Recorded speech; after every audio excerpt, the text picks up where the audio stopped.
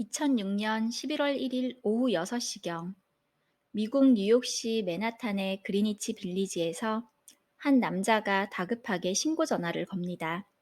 남성의 이름은 앤디 오스트로이. 하루 종일 아내와 연락이 닿지 않아 아내의 사무실에 와봤더니 욕실에서 목을 매어 숨져 있다는 내용이었습니다.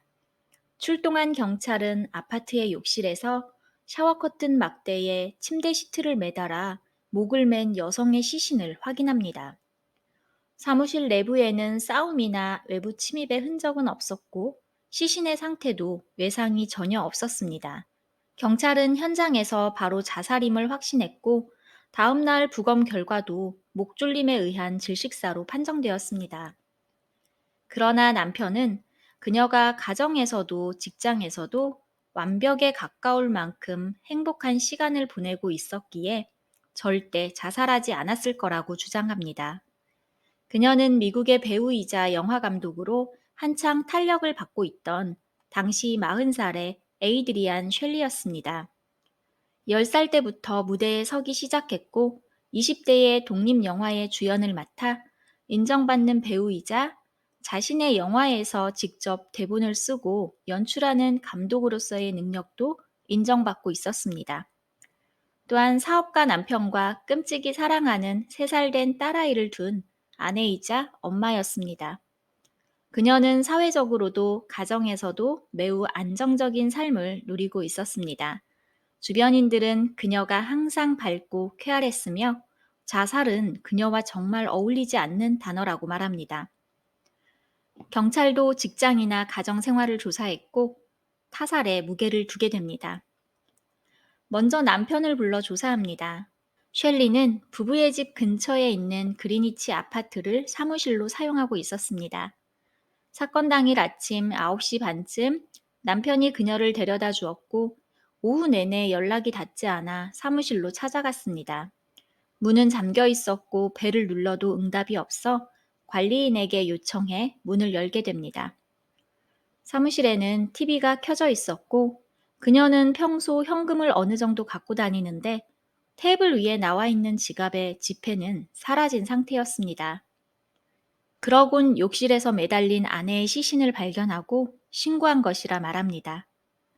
현장을 다시 찾았을 때 전날 미처 보지 못한 신발 자국 하나를 보게 됩니다. 그것은 변기 뚜껑 위에 찍혀 있었고 셸리는 당시 양말만 신은 채로 발견되어서 그녀의 신발 자국은 아니었습니다. 혹시 구급대원이나 경찰, 감식대원들의 발자국일까 하여 조사하였지만 해당하는 인물은 나오지 않았습니다. 신발 자국엔 하얀 가루가 조금 묻어 있었는데 이것은 성명 가루로 확인되었습니다.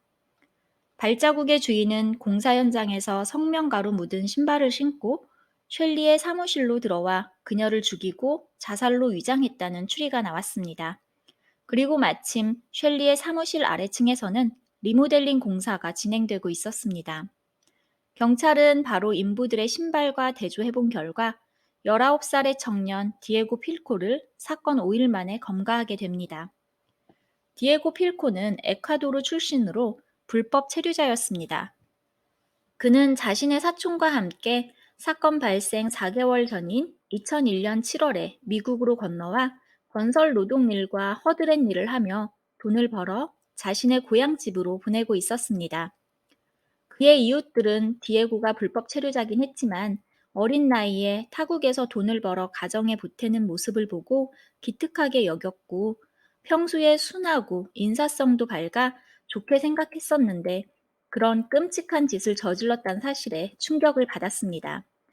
디에고는 자신의 범행임을 순순히 인정했습니다. 당시 사건이 발생한 셸리의 사무실 건물 지하에 용역회사 사장이 마련해준 방에서 사촌과 함께 살고 있었습니다. 문제는 디에고가 셸리의 아래층 건물에서 리모델링 작업을 하면서 시작되었습니다. 셸리는 사무실에서 글을 쓰거나 작품 구상을 했는데요. 모두 집중력이 필요한 일이라 소음에 민감했습니다. 아래층에서 공사하면서 발생하는 소음에 그녀는 집중이 안 되는 것은 물론 머리까지 지끈거려 결국 내려가서 항의했습니다. 그러나 공사는 중단할 수가 없었습니다. 셸리의 양해를 구했고 그녀도 가급적이면 빨리 마무리 지어달라 하고 올라왔습니다. 하지만 공사가 예상보다 길어지면서 며칠 후 셸리가 다시 내려왔을 때 그녀를 마주한 사람은 디에고 필코였습니다. 그는 영어를 잘 알아듣지 못했지만 그녀의 표정이나 몸짓으로 봤을 때 화난 상태라는 것을 알아챘습니다. 그녀는 소리 지르며 바닥에 있던 망치를 들어 그에게 던졌고 욱했던 디에고 또한 맞서며 싸우게 됩니다.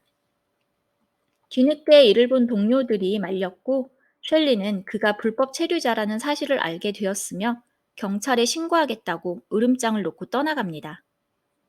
그녀가 신고하면 추방당할 것이 두려웠고 디에고는 망치를 들고 그녀를 따라 그의 사무실로 들어갑니다.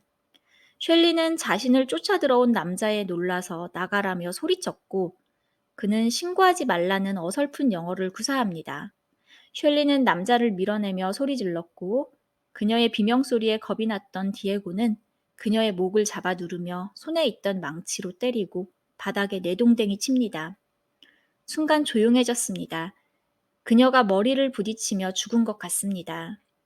너무나 순식간에 벌어진 일이었지만 디에고는 열린 방문 사이로 침대를 보고는 그녀의 죽음을 자살로 위장할 생각을 합니다.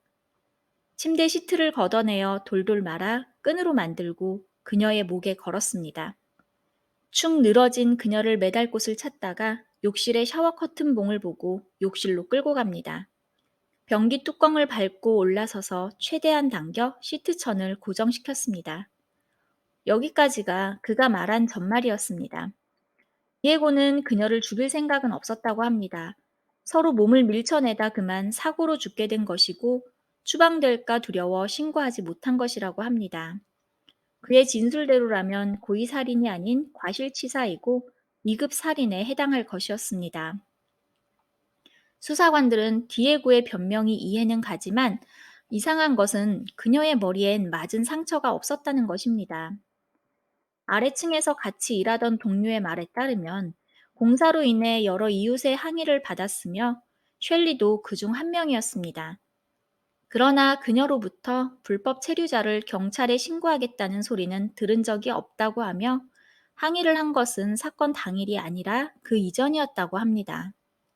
동료의 증언과 시신의 상태를 근거로 수사관은 다시 그를 압박합니다. 그리고 체념한 듯한 그의 입에선 다른 이야기가 흘러나왔습니다. 그는 사건 당일 지하실에서 점심을 먹고 일을 시작하기 위해 계단을 올라가던 중 셸리가 자신의 사무실로 올라가는 것을 보았습니다. 부유해 보이는 실제로 부유한 여자. 순간적으로 그는 강도짓을 하기로 마음먹고 그녀를 따라갑니다. 문은 잠기지 않았고 몰래 들어간 사무실 테이블 위에 그녀의 가방이 눈에 들어왔습니다.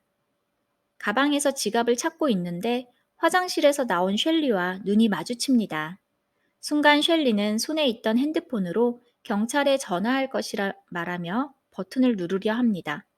그가 알아들은 단어는 경찰이라는 단어였습니다.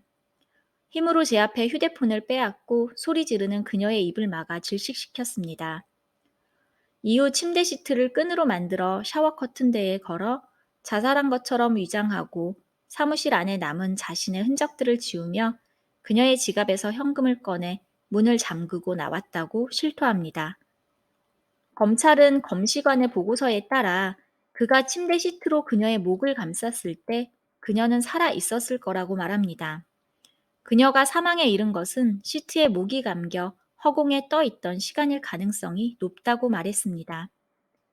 그가 그녀를 바닥에 그대로 두고 떠났다면 그녀는 죽지 않았을 거라 말합니다. 디에고는 자신은 정말 그녀가 살아있는 줄 몰랐다며 자신은 그저 미국에 돈을 벌러 왔을 뿐인데 이런 일이 벌어진 것에 대해 굉장히 괴롭다고 말했습니다. 또한 그날 왜 강도짓을 하려 했는지 모르겠다며 유가족에게 너무 죄송하다고 눈물을 흘렸습니다. 검찰 측에선 끝내 그의 동기를 밝히지 못했고 그녀가 살아 있었다는 것을 디에고가 알았다고 주장했지만 근거를 댈 수 없었습니다. 맨하튼 법원은 그에게 1급 과실치사 혐의로 가석방 없는 징역 25년을 선고했고 형기가 완료되면 에콰도르로 추방당하게 됩니다. 에이드리안 쉘리의 유작은 웨이트리스라는 영화로 그녀의 사후 썬댄스 영화제에 초청되어 인기 있는 브로드웨이 뮤지컬로 만들어졌습니다.